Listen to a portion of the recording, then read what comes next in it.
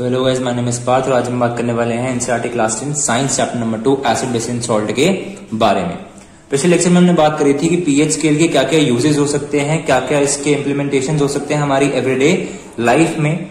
इस लेक्चर में हम समझने वाले हैं कि सॉल्ट्स क्या होते हैं और साथ ही साथ हम ये भी समझेंगे कि सॉल्ट का नेचर क्या होता है, क्या वो एसिडिक होते हैं या फिर वो बेसिक होते हैं। और साथ ही साथ हम एक बहुत ही इंपॉर्टेंट प्रोसेस के बारे में पढ़ेंगे जो आपके एनसीईआरटी की बुक में है, जिस प्रोसेस का नाम होता है क्लोर एल्कलाई प्रोसेस। तो सबसे पहले हम अपना जो लेक्चर शुरू करते हैं वो शुरू करते हैं सॉल्ट से।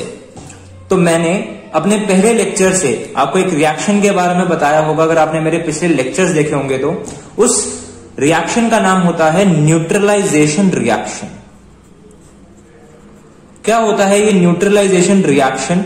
ये न्यूट्रलाइजेशन रिएक्शन एक रिएक्शन है जिसमें एसिड जो होता है वो बेस से रिएक्ट करता है, और जब एसिड बेस से रिएक्ट करता है तो वो बनाता है सॉल्ट और वाटर। इस रिएक्शन को हम न्यूट्रलाइजेशन रिएक्शन बोलते हैं।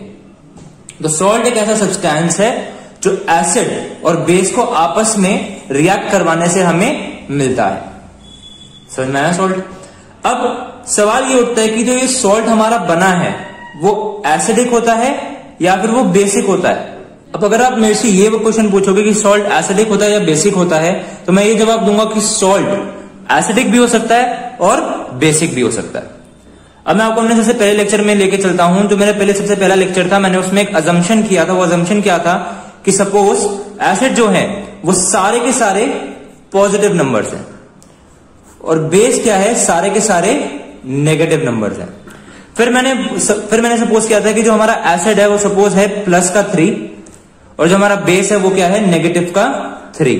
जब हम इन दोनों को आपस में रिएक्ट करवाएंगे, यानी कि जब हम इन दोनों को आपस में प्लस करेंगे तो जो हमारा आंसर आएगा वो क्या आएगा, 0। 0 क्या होता है, neither acidic nor basic, neither positive nor negative. तो ये जो हमारा जो सब्सटेंस बनेगा ये तो क्या बनेगा, न्यूट्रल बनेगा। मगर हर बार ये जरूरी नहीं है कि जितना स्ट्रांग हम अपना एसिड लें उतना ही स्ट्रांग हमारा बेस भी हो। क्या हो अगर मैं अपना जो एसिड है वो +5 ले लूं और जो अपना बेस है वो -3 ही रहने दूं। अगर मैं इन दोनों को आपस में रिएक्ट करवाऊंगा +5 और -3 का, तो जो मेरा आंसर आएगा वो बेसिकली क्या आएगा, मेरा आएगा पॉजिटिव का 2। और क्योंकि ये पॉजिटिव है तो जो मेरा सॉल्ट होगा वो कैसा होगा, एसिडिक होगा। सिमिलरली अगर सपोज मैं बेस एसिड से ज्यादा स्ट्रांग ले लूं, सपोज अब मैं बेस -5 ले लूं और जो मेरा एसिड है वो मैं 3 रहने दूं, तो -5 + 3 = -2। अब जो मेरा प्रोडक्ट बना है वो क्या बना है, नेगेटिव बना है। यानी कि जो मेरा प्रोडक्ट है वो किस नेचर का है, बेसिक नेचर का है। यानी कि जो मेरा सॉल्ट है वो किस नेचर का है, बेसिक नेचर का है।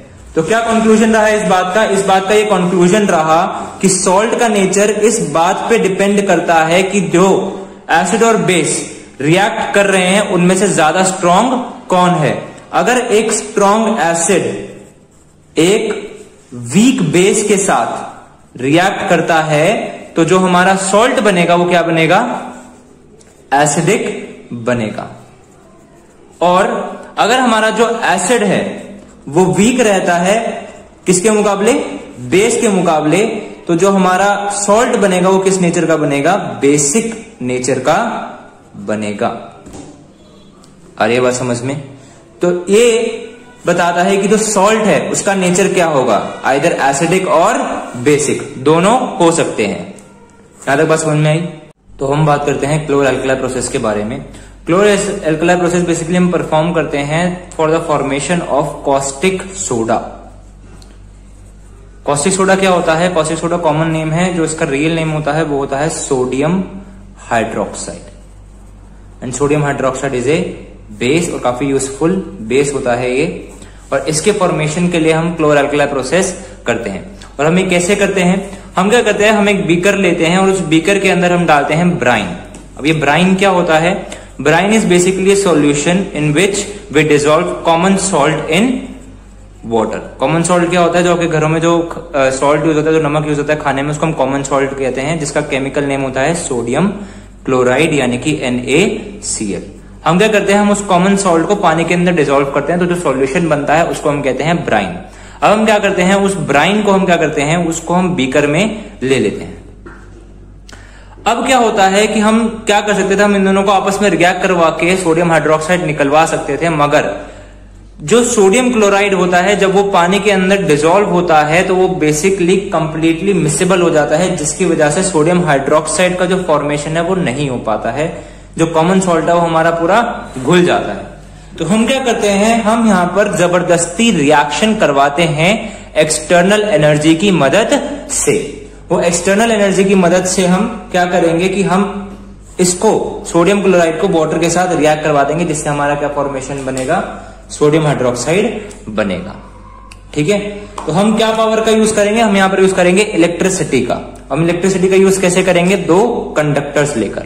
इन कंडक्टर्स को हम क्या बोलते हैं, इलेक्ट्रोड बोलते हैं, आपने 9th क्लास में पढ़ा होगा। जो हमारा नेगेटिवली चार्ज इलेक्ट्रोड होता है उसको हम बोलते हैं कैथोड, और जो हमारा पॉजिटिवली चार्ज इलेक्ट्रोड होता है उसको हम क्या बोलते हैं, एनोड। तो ये जो हमारा है ये हमारा कैथोड और ये क्या है हमारा एनोड, राइट।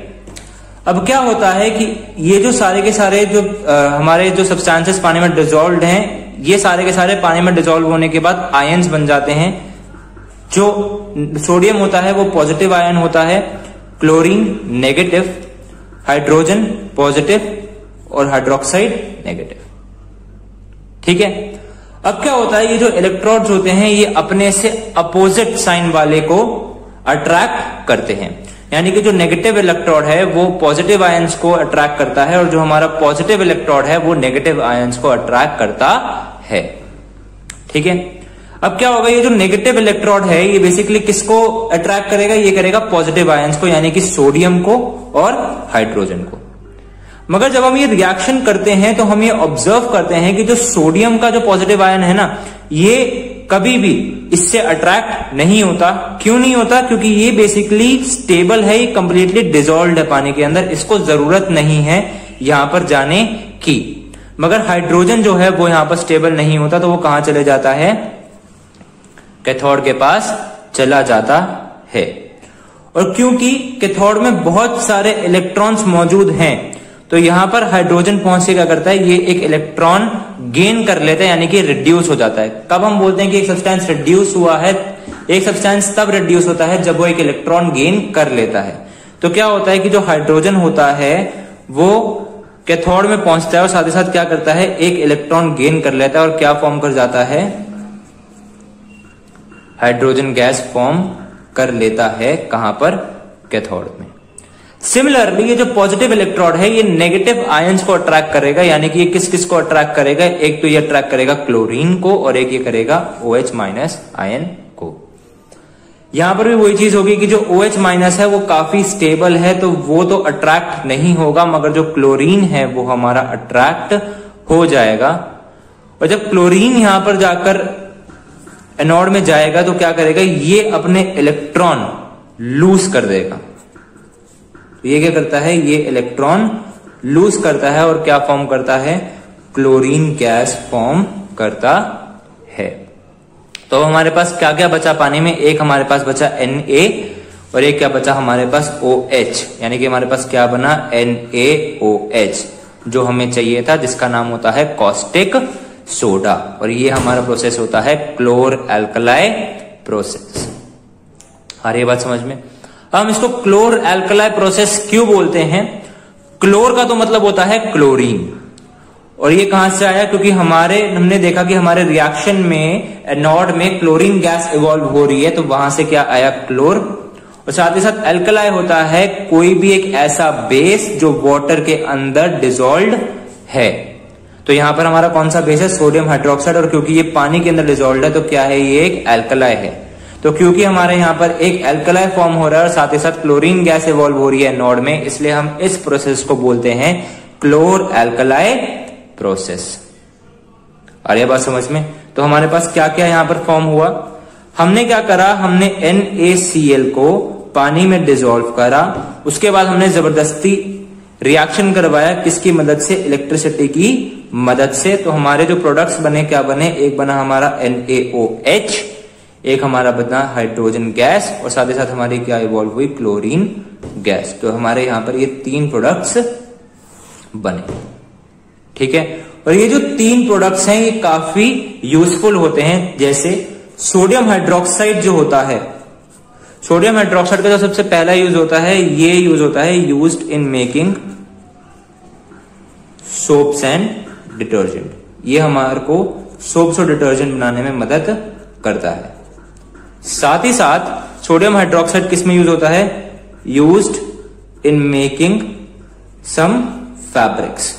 कुछ फैब्रिक्स बनाने में भी यूज होता है, लाइक रेयॉन, ठीक है। और भी काफी सारे यूजेस हो सकते हैं सोडियम हाइड्रोक्साइड के।